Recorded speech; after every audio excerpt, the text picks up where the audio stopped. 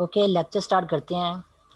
तो बात हो रही थी पाई और 22/7 की। तो पाई की अगर वैल्यू आप यहाँ पे देखें तो पाई की वैल्यू मैंने यहाँ पे डिटेल में लिखी है। पाई की वैल्यू है 3.14159653589793 एंड सो ऑन। ये पाई की वैल्यू है। और अगर आप 22/7 की वैल्यू देखें तो 22/7 किसकी होता है, वो है 3.14285714 एंड सो ऑन। तो ये सुमन फिलहाल मैंने लिख दिया, लेकिन कहीं ना कहीं आगे जाके ये 22/7 की वैल्यू जो है वो स्टॉप कर जाएगी, या इसमें ना कुछ नंबर जो है रिपीट होना शुरू हो जाएंगे। वो मैंने आगे डिटेल में नहीं लिखा। फिलहाल जैसे मैंने आपको जो बताने का मकसद ये था कि आप जो वैल्यू अगर आप देखें पाई और 22/7 की, तो पहले वाला जो डिजिट है 3 डिजिट है 3, वो भी दोनों में सेम आ रहा है। उसके बाद पॉइंट पॉइंट के बाद 1 4 भी जो है दोनों में सेम आ रहा है। उसके बाद 1 4 के बाद जो है वो 1 5 आ रहा है पाई में, और 22/7 में 2 8 आ रहा है। तो यहाँ से देखें फिर वैल्यू जो है वो प्रीसाइसली जो है वो दोनों की वैल्यू जो है वो डिफरेंट आना शुरू हो गई है। तो प्रीसाइसली डिफरेंट आना शुरू हो रही है। लेकिन अब अगर आप अप्रोक्सीमेट वैल्यू देखें तो यहाँ पे 3.14 जो है ना, यहाँ तक आंसर जो दोनों का है वो तकरीबन जो है वो सेम ही आता है। पाई का भी सेम आता है और 22/7 का भी सेम ही आता है। तो ऑलमोस्ट जो है वो यहाँ पे देख सकते हैं आप कि ऑलमोस्ट आंसर जो है दोनों का आपस में इक्वल ही आता है। इसलिए जब आप मैट्रिक में कैलकुलेशन करते थे तो पाई यूज़ करने की बजाय 22/7 यूज़ कर लेते थे, क्योंकि ऑलमोस्ट दोनों का आंसर आपस में इक्वल ही है। इसलिए आप 22/7 जब यूज़ करते थे तो वो कटिंग वगैरह जो है, कैलकुलेशन वगैरह जो है, समटाइम बगैर कैलकुलेटर जो है वो आप लोग आसानी से कर लेते थे, और आपको आंसर जो है प्रिसाइसली जो है वो सही जो है वो मिल जाता था। लेकिन प्रिसाइसली से जो है वो ऑलमोस्ट जो है वो सही मिलता था, लेकिन वो प्रिसाइसली जो है वो सही नहीं मिलता था आंसर। क्योंकि आप देख सकते हैं कि पाई की वैल्यू में 3.14 के बाद जो है कुछ डिफरेंट नंबर आना शुरू हो जाते हैं यहाँ पे, और जो 22/7 है उसमें 3.14 के बाद जो डिफरेंट नंबर आना शुरू हो जाते हैं। तो ये कुछ बहुत ही कम फ़र्क है दोनों में। लेकिन फ़र्क जितना भी हो, चाहे बहुत ही कम क्यों ना हो, मैथमेटिक्स में उसको फ़र्क को कंसिडर किया जाता है। और इस फ़र्क की वजह से दोनों नंबर क्या हैं, डिफरेंट हैं। पाई की वैल्यू अगर आप यहाँ पे जो मैं देखे मैंने लिखी है, अगर लिखते जाएंगे तो ये जो डिजिट्स आ रहे हैं शारिया के बाद, ये ना ही कभी ख़त्म होंगे और ना ही इन डिजिट्स में जो है कोई रिपीटेशन आएगी। लेकिन जो 3.14 की मैंने वैल्यू लिखी है, ये मैंने फिलहाल तो सोन करके यहाँ पे छोड़ दिया, लेकिन आगे कहीं ना कहीं जाके ये यहाँ तो स्टॉप कर देगा 22/7 की वैल्यू जो है, या फिर जो डिजिट्स आएंगे वो आगे किसी पॉइंट पे जाके वो जो है रिपीट होना शुरू हो जाएंगे। ठीक है, इसलिए 22/7 जो है ये आपके पास ये रैशनल नंबर है। इसको प्योर की फॉर्म में हम लिख सकते हैं, यानी कि इंटीजर की फॉर्म में लिख सकते हैं। लेकिन पाई जो है वो आपके पास ये एक इरेशनल नंबर है, और दोनों क्या है टोटली जो है वो डिफरेंट नंबर हैं। अप्रोक्सीमेटली इक्वल तो हैं, लेकिन ये एग्जैक्टली इक्वल नहीं है। ये क्या है, डिफरेंट नंबर है। इन दोनों की नेचर डिफरेंट है। पाई आपके पास इरेशनल नंबर है और 22/7 आपके पास एक रैशनल नंबर है। तो समटाइम जो है वो एमसीक्यूज में इस तरह के क्वेश्चन आ जाते हैं कि स्टूडेंट से पूछा जाता है कि पाई जो है वो किसके इक्वल है। ऑप्शन दिए जाते हैं और ऑप्शन में 22/7 भी लिखा हुआ होता है। तो 22/7 के इक्वल नहीं होता। हाँ, अगर ये लिखा हो अप्रोक्सीमेटली इक्वल टू 22/7, तो ये आपका जो है वो आंसर जो है वो ठीक होगा कि पाई 22/7 के अप्रोक्सीमेटली इक्वल है, तो ये आपका आंसर ठीक है। लेकिन ये जो है पाई इज इक्वल टू 22/7, ये आपका गलत है। तो मैथमेटिक्स में जो है वो इतनी छोटी छोटी जो है ना वो पॉइंट्स या जो फ़र्क जो हैं उनको भी नोट किया जाता है, और हमें जो है वो प्रिसाइसली आंसर जो है बताए जाते हैं। हाँ, अगर आप प्रिसाइसली आंसर ना बताया जा सकें तो फिर आपको नोटेशन इस तरह डिफाइन की जाती हैं ताकि पढ़ने वाले की पता चल सके कि प्रिसाइसली तो नहीं है, लेकिन अप्रोक्सीमेटली इक्वल जो है आंसर ये हमें मिल रहा है, ये वाला। तो यहाँ पे अप्रोक्सीमेटली इक्वल 22/7 का मतलब ये है कि एग्जैक्टली इक्वल नहीं है, लेकिन तकरीबन उसी के ही इक्वल है। तो एग्जैक्टली इक्वल नहीं है, इसलिए हम एग्जैक्टली इक्वल जो है वो पाई को 22/7 के एग्जैक्टली इक्वल नहीं लिख सकते। ये तो था कुछ रियल नंबर्स तक नंबर्स का कुछ कंसेप्ट। और मोस्टली हम अपने सिलेबस में जो है वो रियल नंबर्स तक ही जो है ना वो क्या करेंगे, यूज़ करेंगे नंबर्स को। लेकिन आपके कोर्स में फिलहाल जो है कम्प्लेक्स नंबर भी है, इसलिए मैं कम्प्लेक्स नंबर के बारे में भी कुछ आपको आइडिया देता जाऊँ। यहाँ पे आप स्क्रीन पे देख सकते हैं, ये कुछ नंबर आपको जो है वो फेमस इरेशनल नंबर जो लिखे नज़र आ रहा है, जिनमें पाई भी है। तो पाई क्या है, pi is a famous irrational number. The first few digits of pi, कुछ डिजिट लिखे हुए हैं पाई के, 3.1415926535897932384324 एंड सो ऑन। ये देखें, ये नंबर जो पाई की जो वैल्यू लिखी है डेसिमल में, ये ना ही नंबर किसी पॉइंट पे जाकर स्टॉप कर रहा है, ना ही कुछ रिपीटेशन आ रही है क्या बता सके सर देखिए इस पॉइंट के बाद कोई एक नंबर बार बार रिपीट होना शुरू हो गए, या 2 नंबर या 5 नंबर या 10 नंबर, कुछ भी नंबर जो है आपस में रिपीट नहीं होंगे। ये क्या आपके पास एक इरेशनल नंबर है। इस तरह ई भी एक फेमस इरेशनल नंबर है जिसको आइलर नंबर कहते हैं। ई की वैल्यू क्या होती है, 2.718281828 उसके बाद अगेन 45904523 एंड सो ऑन। तो ये भी इसमें देखें ये नंबर ना ही किसी पॉइंट पे जाकर स्टॉप कर रहा है और ना ही जो है कुछ कोई फिक्स नंबर हैं जो बार बार रिपीट हो रहे हों। ठीक है, डिफरेंट नंबर जो है जैसे जैसे आप आगे आगे चलते जा रहे हैं डिफरेंट नंबर जो है वो आते जा रहे हैं। कोई कह लें कि सिमिट्री नहीं आ रही, तो इस वजह से हम कह सकते हैं कि ये नंबर क्या है आपके पास एक इरेशनल नंबर है। उस तरह फाइव ये भी एक फेमस इरेशनल नंबर है जो कि आप लोग पढ़ेंगे तो नहीं, और ये भी मेरे ख्याल से आप लोग जो आपके कोर्स में इतना इन्वॉल्व नहीं है। मे भी पाई जो है ट्रिग्नोमेट्री में इन्वॉल्व हो, तो वैसे जैसे इन्फॉर्मेशन की पढ़ सकते हैं। फाइव आपको जो है वो एक गोल्डन रेशनल एक नंबर है, उसकी वैल्यू होती है 1.61 80339887498894 एंड सो ऑन। तो ये भी आपके पास देख लें, ये नंबर सारे के बाद इसमें जो डिजिट्स आ रहे हैं वो ना ही स्टॉप कर रहे हैं किसी पॉइंट पे जाके और ना ही इनमें कुछ रिपीटेशन आ रही है। तो अब अपनी मर्जी से इस तरह बहुत सारे नंबर लिख सकते हैं। जस्ट लिखें इस तरह लिखें कि वो आप उस नंबर को ना ही स्टॉप करें और ना ही वो किसी उस नंबर में कोई रिपीटेशन आ रही है। तो जब भी आप कोई नंबर इस तरह का लिखेंगे वो हमेशा इरेशनल नंबर ही होगा। आप लोगों को इसको एग्जाम्पल स्पेसिफिकली जो है वो ज़बानी याद करने की जरूरत नहीं है।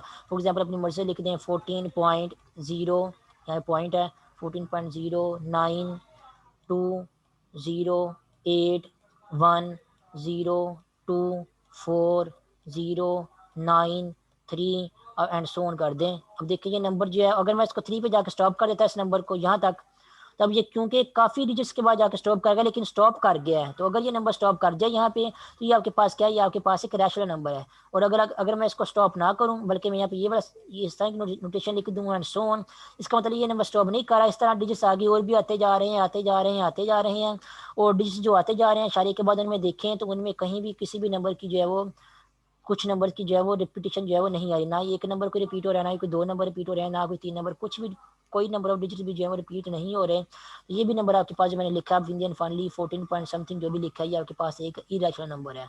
तो एग्जाम्पल रैशनल इरेशनल नंबर की ज़बानी रट्टा लगाने की कोई ज़रूरत नहीं है। आप खुद से भी बहुत सारी जो है एग्जाम्पल जो है लिख सकते हैं। बड़े की फॉर्म वाली भी एग्जाम्पल भी लिख सकते हैं और उसके अलावा रैशनल शायरी की फॉर्म में भी आप एग्जाम्पल बहुत सारी लिख सकते हैं। ठीक है, ये स्पेशल इरेशनल नंबर है ये वाले। ठीक है, उसके अलावा square root prime number, square root के अंदर अगर आपके प्राइम नंबर लिख देते हैं, कोई प्राइम नंबर जैसे 2 लिखते हैं, 3 लिख दें, 5 लिख दें, 11 लिख दें, 17 लिख दें, उसके अलावा 23 लिख दें, वो क्या है आपके पास प्राइम नंबर है। तो स्क्वायर रूट के अंदर जब आप कोई प्राइम नंबर लिखेंगे तो वो हमेशा आपके पास क्या होगा, एक इरेशनल नंबर होगा। और अगर स्क्वायर रूट के नंबर अंदर कोई प्राइम नंबर नहीं है तो फिर आपको चेक करना पड़ेगा वो नंबर लिखा हुआ है वो रैशनल नंबर है या इरेशनल नंबर है। फॉर एग्जाम्पल अगर स्क्वायर रूट नंबर के अंदर मैं अगर 25 लिख देता हूँ, अब 25 हमें पता है वो किसकी इक्वल होता है, वो 5 की इक्वल होता है, इसलिए स्क्वायर रूट ऑफ 25 है ये इरेशनल नंबर नहीं है, ये आपके पास एक रैशनल नंबर है क्योंकि ये 5 की इक्वल आ रहा है और 5 को हम लिख सकते हैं 5/1। ठीक है, तो ये इसको इंटीजर की फॉर्म में हम लिख सकते हैं। तो अगर स्क्वायर रूट के अंदर प्राइम नंबर है तो वो कंफर्म जो है वो इरेशनल नंबर होगा। अगर प्राइम नंबर नहीं है तो आपको चेक करना पड़ेगा कि वो नंबर जो है वो रैशनल नंबर बन रहा है या इरेशनल नंबर बन रहा है। फॉर एग्जाम्पल मैं अगर यहाँ पे एक नंबर लिखता हूँ, अगेन एक मजीद एग्जाम्पल के लिए अगर मैं 32 लिखता हूँ यहाँ पे, अब 32 जो है चेक करना हो कि ये रैशनल नंबर है, ये रैशनल नंबर, इसको थोड़ा सा सिंपलीफाई कर लें। 32 को हम लिख सकते हैं 16 मल्टीप्लाइड बाय 2, 32 ही बनता है। अब 16 के स्क्वायर रूट को हम सेपरेट कर सकते हैं, 16 और 2 के स्क्वायर रूट को हम सेपरेट कर सकते हैं। ये किसकी इक्वल बन जाएगा, 16 का स्क्वायर रूट 4 की इक्वल बन जाएगा और 2 का स्क्वायर रूट ही है वो इशारे की फॉर्म में आएगा। तो ये देखिए अब स्क्वायर रूट के अंदर जो है प्राइम इन्वॉल्व हो गया और 4 मल्टीप्लाई हो रहा है इसके साथ, तो ये इन दी एंड आपके पास जो नंबर बनेगा ये इरेशनल नंबर ही बनेगा। तो ये भी हमने चेक कर लिया सिंपलीफाई करके, या हमारे पास जो आंसर आ रहा है वो एक इरेशनल नंबर ही आ रहा है। उसके अलावा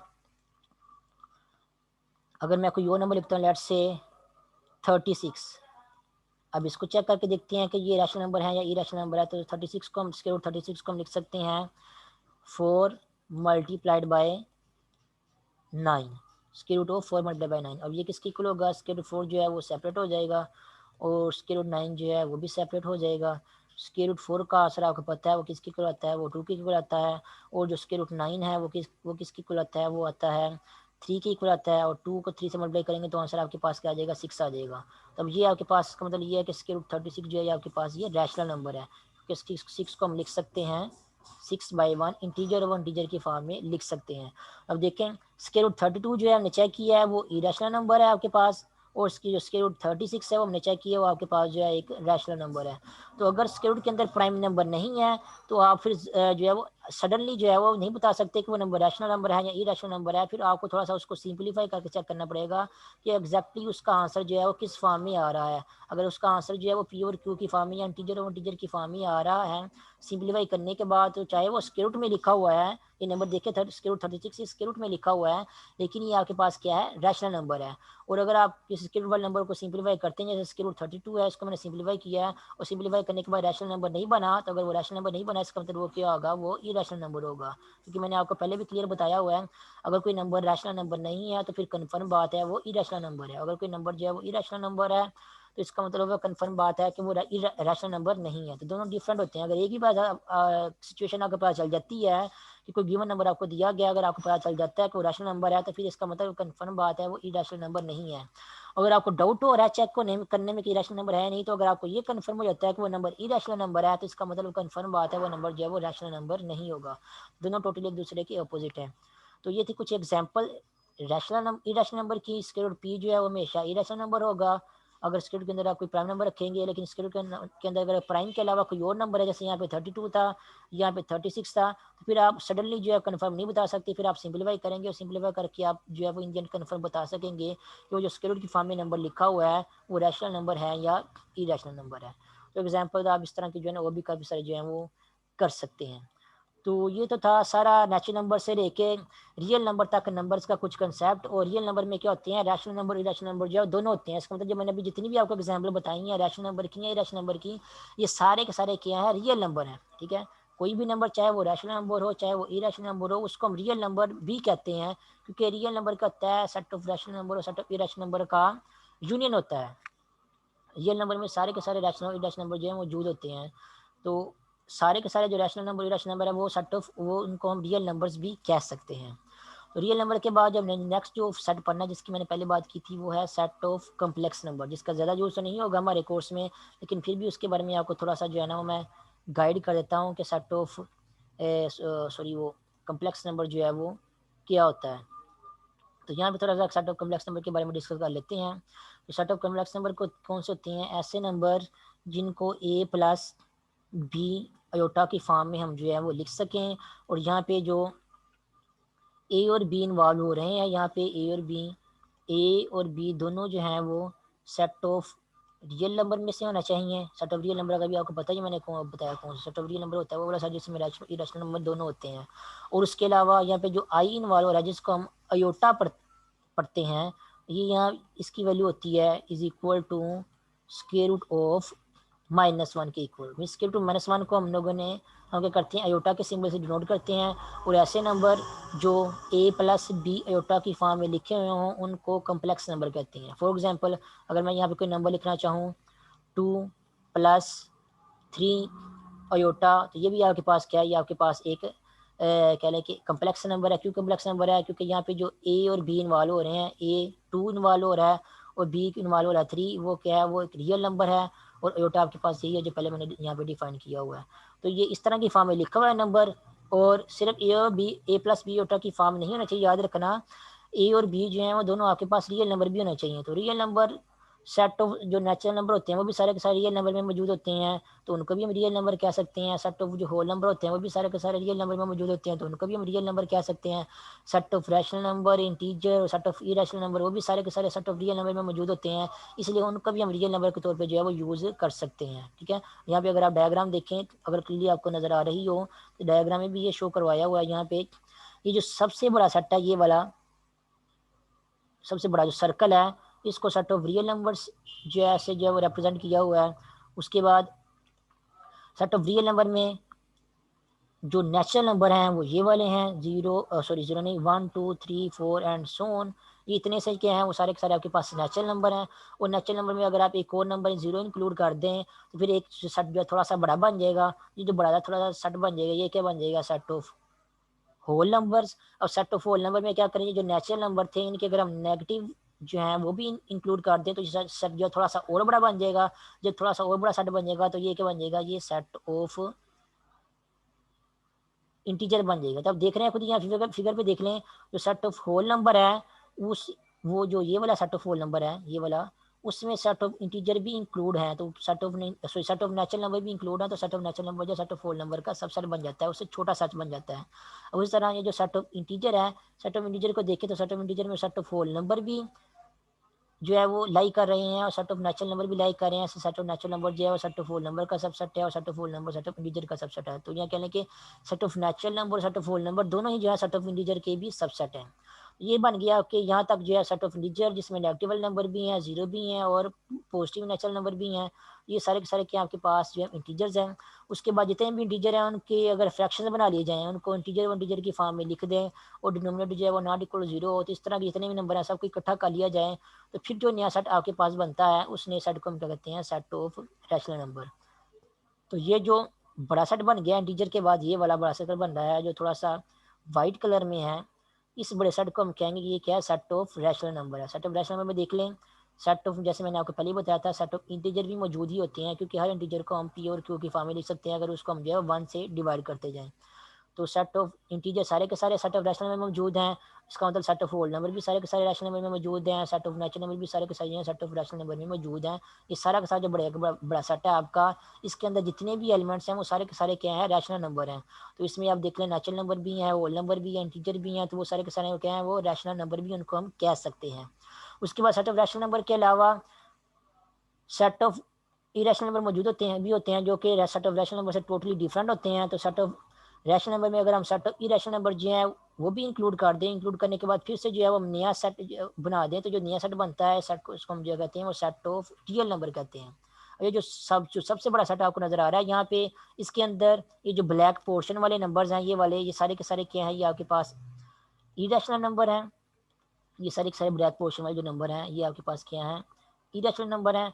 और जो अंदर वाइट सर्कल वाले जो नंबर हैं वो सारे के सारे क्या हैं, वो रैशनल नंबर हैं। तो दोनों को इकट्ठा करके नया सेट बना दिया है, तो वो नया सेट करके बन गया आपके पास, वो नया सेट आपके पास जो सेट ऑफ रियल नंबर बन गया है। तो ये सारा बड़ा का बड़ा जो सेट है सेट ऑफ रियल नंबर है। और सेट ऑफ रियल नंबर में देख सकते हैं इसमें रैशनल नंबर भी मौजूद हैं, इसमें सॉरी इसमें इरेशनल नंबर भी मौजूद है, इसमें रैशनल नंबर भी मौजूद है, इसमें इंटीजर भी मौजूद है, इसमें होल नंबर भी मौजूद है, इसमें नेचुरल नंबर भी मौजूद है। तो जितने भी नंबर आप लोगों ने पढ़े हैं वो सारे के सारे क्या हैं, सेट ऑफ रियल नंबर में मौजूद होते हैं। तो जब भी आपने कोई रियल नंबर लेना है तो आप नेचुरल नंबर को भी रियल नंबर कह सकते हैं, आप होल नंबर को भी रियल नंबर कह सकते हैं, इंटीजर को भी आप रियल नंबर कह सकते हैं, रैशनल नंबर को भी आप रियल नंबर कह सकते हैं और इरेशनल नंबर को भी आप रियल नंबर कह सकते हैं, या रियल नंबर के तौर पे उनको जो है आप यूज़ कर सकते हैं। तब अगेन आते हैं दोबारा फिर कम्प्लेक्स नंबर की डेफिनेशन के ऊपर कि कम्प्लेक्स नंबर कौन से होते हैं, ऐसे नंबर जिनको आप ए प्लस बी अयोटा की फॉर्म में लिख सकें। और यहाँ पे ए और बी जो है वो रियल नंबर में से होना चाहिए, ये ए भी जो है वो इस सेट में से होना चाहिए, बड़े सेट में से, और बी भी जो है वो भी इस बड़े सेट में से होना चाहिए, रियल नंबर में से होना चाहिए। तो बड़े सेट में से आप कोई भी एलिमेंट ले सकते हैं। फॉर एग्जांपल मैं यहाँ पे 1/2 जो कि रैशनल नंबर वो भी ले सकता हूँ, एक ही जगह मैं यहाँ ले लेता हूँ 1/2, और बी की जगह मैं इरेशनल नंबर भी ले सकता हूँ। फॉर एग्जाम्पल मैं स्क्वायर रूट 2 ले लेता हूँ, तो ए प्लस स्क्वायर रूट 2 और अयोटा। अब ये जो नंबर लिखा है ये भी आपके पास एक कम्प्लेक्स नंबर है। क्यों कम्प्लेक्स नंबर है, क्योंकि मैंने इसको ए और बी की ए प्लस बी अयोटा की फॉर्म में लिखा हुआ है। ए यहाँ पे आपके पास वो भी आपके पास एक रियल नंबर है, और बी जो है वो भी आपके पास एक रियल नंबर है, साथ में अयोटा आ गया, तो इस फॉर्म में लिखा हुआ है ये वाला नंबर। ये जो नंबर लिखा है ये भी आपके पास एक कम्प्लेक्स नंबर है। तो इस तरह रियल नंबर को यूज़ करते हुए बहुत सारी कम्प्लेक्स नंबर की एग्जाम्पल लिख सकते हैं। फॉर एग्जाम्पल आप लिख सकते हैं -2 प्लस 3 अयोटा, तो ये भी आपके पास कम्प्लेक्स नंबर है। उस तरह आप लिख सकते हैं -1/7 प्लस 3/2 अयोटा, ये भी आपके पास कम्प्लेक्स नंबर है। उसके अलावा लिख सकते हैं -√8 प्लस 1/2 अयोटा, ये भी आपके पास कम्प्लेक्स नंबर है। आप लिख सकते हैं -7 -4 अयोटा, ये भी आपके पास कम्प्लेक्स नंबर है। तो जितने भी मैंने ए और बी की जगह नंबर लिखे हैं वो सारे के सारे क्या है, मैंने रियल नंबर लिखे हुए हैं, और ए प्लस बी अयोटा की फॉर्म में नंबर को लिखा हुआ है, तो ये नंबर सारे के सारे क्या बन जाएंगे, कम्प्लेक्स नंबर बन जाएंगे। और इसके अलावा एक बात और नोट करें कि ये जो नंबर है 2+0 अयोटा, ये भी आपके पास एक कम्प्लेक्स नंबर है। ठीक है, क्यों कम्प्लेक्स नंबर है, क्योंकि आप देखें कि एक ही जगह क्या आ रहा है, एक ही जगह भी एक रियल नंबर लिखा हुआ है, और बी की जगह 0 भी रियल नंबर होता है, 0 रियल नंबर होता है, वो भी आपके पास बी की जगह 0 लिखा है, तो ये भी आपके पास कम्प्लेक्स नंबर है। और उसके अलावा अगर आप लिखें 0+0 अयोटा, तो ये भी आपके पास क्या है, एक कम्प्लेक्स नंबर ही है, क्योंकि हम इसको इस फॉर्म में लिख दिया है, ए प्लस बी अयोटा की फॉर्म लिख दी, जिसमें ए और बी क्या दोनों रियल नंबर हैं। तो जितने भी रियल नंबर हैं, फॉर एग्जांपल ये सारे के सारे आपको रियल नंबर यहाँ पे नजर आ रहे हैं, इनमें से अगर कोई मैं एक जनरल रियल नंबर ले लेता हूँ, फॉर एग्जांपल कोई आर एक रियल नंबर ले लेता हूँ, आर रियल नंबर को मैं लिख सकता हूँ real number plus zero aorta.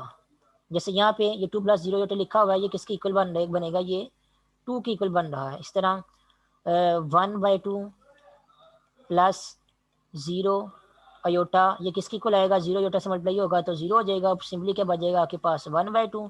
तो 1/2 को मैंने क्या लिखा हुआ है यहाँ पे, ए प्लस बी अयोटा की फॉर्म में लिखा हुआ है। तो जितने भी रियल नंबर हैं उनको रियल नंबर प्लस 0 अयोटा की फॉर्म में लिख सकते हैं, और वो आंसर उसका रियल नंबर के इक्वल ही आएगा। तो इसका मतलब ये है कि हर रियल नंबर को हम ए प्लस बी अयोटा की फॉर्म में लिख सकते हैं। इसका मतलब जितने भी रियल नंबर हैं वो सारे के सारे कम्प्लेक्स नंबर भी हैं, और कम्प्लेक्स नंबर में रियल नंबर के अलावा और भी बहुत सारे नंबर जो है वो इंक्लूड होते हैं। फॉर एग्जांपल मैं यहाँ पे अगर ये जो है 2 = 2 + 0 अयोटा 2 रियल नंबर है, तो उसको 2 + 0 अयोटा की फॉर्म में लिख सकते हैं। ये रियल नंबर भी है, ये कम्प्लेक्स नंबर में भी चला जाएगा। लेकिन अगर मैं ये वाला कम्प्लेक्स नंबर लिखूँ 3 + 2 अयोटा, तब ये जो नंबर मैंने अभी लिखा है ये वाला नंबर, ये सेट ऑफ कम्प्लेक्स नंबर में नहीं है, ठीक है, सॉरी ये सेट ऑफ रियल नंबर में नहीं है। क्यों नहीं है, क्योंकि इसमें अयोटा इन्वॉल्व हो रहा है, ये ए प्लस बी अयोटा की फॉर्म में लिखा हुआ है। ये वाला नंबर आपके पास जो है सेट ऑफ रियल नंबर में जो है वो मौजूद नहीं है, लेकिन ये कम्प्लेक्स नंबर में मौजूद है, ठीक है। सेट ऑफ कम्प्लेक्स नंबर को सी से डिनोट करते हैं। तो जितने भी रियल नंबर हैं वो सेट ऑफ कम्प्लेक्स नंबर में मौजूद हैं, लेकिन सेट ऑफ कम्प्लेक्स नंबर में रियल नंबर के अलावा और भी नंबर होते हैं। फॉर एग्जांपल ये 3 + 2 अयोटा है, उसके अलावा 1/2 + 1/7 अयोटा -3 + 2 अयोटा। तो जितने या सिंपल वर्ड्स में आप कहें तो ऐसे नंबर जिनमें अयोटा के साथ 0 मल्टीप्लाई हो रहा है, फॉर एग्जांपल 3 + 0 अयोटा, ऐसे नंबर जिनमें अयोटा के साथ 0 मल्टीप्लाई होगा तो वो क्या होगा, 0 मल्टीप्लाई होने से वो अयोटा वाला जो इन्वॉल्व हो रहा है नंबर में वो खत्म हो जाएगा। सिंपली आपके पास वही नंबर आएगा जो यहाँ पे लिखा हुआ होगा, ठीक है, वही नंबर आपका आंसर में आ जाएगा। और यहाँ पे अगर आपने कोई भी रियल नंबर लिखा हुआ है तो रियल प्लस 0 अयोटा, आंसर क्या आएगा आपके पास, रियल नंबर आ जाएगा। अब आर आपके पास कोई भी रियल नंबर है, तो किसी भी रियल नंबर को आप लोगों ने ए प्लस बी अयोटा की फॉर्म में लिख लिया है, तो कोई भी रियल नंबर जो है वो क्या हो जाएगा, फिर वो सेट ऑफ कम्प्लेक्स नंबर में भी जो है वो चला जाएगा, ठीक है। इसका मतलब सारे के सारे रियल नंबर जो है सेट ऑफ कम्प्लेक्स नंबर में भी मौजूद होते हैं, लेकिन सेट ऑफ कम्प्लेक्स नंबर में रियल नंबर के अलावा और भी बहुत सारे नंबर होते हैं। जैसे फॉर एग्जाम्पल -1/2 + 3 अयोटा। अब ये नंबर जो है ये रियल नंबर नहीं है, ठीक है, क्योंकि इसमें अयोटा इन्वॉल्व हो रहा है, अयोटा खत्म भी नहीं हो रहा, इसलिए क्या होगा, ये नंबर आपका सेट ऑफ कम्प्लेक्स नंबर में मौजूद होगा, लेकिन ये नंबर जो है सेट ऑफ रियल नंबर में मौजूद नहीं होगा। तो सेट ऑफ कम्प्लेक्स नंबर में रियल नंबर से भी ज़्यादा नंबर होते हैं, और सारे के सारे रियल नंबर जो सेट ऑफ कम्प्लेक्स नंबर में भी मौजूद होते हैं।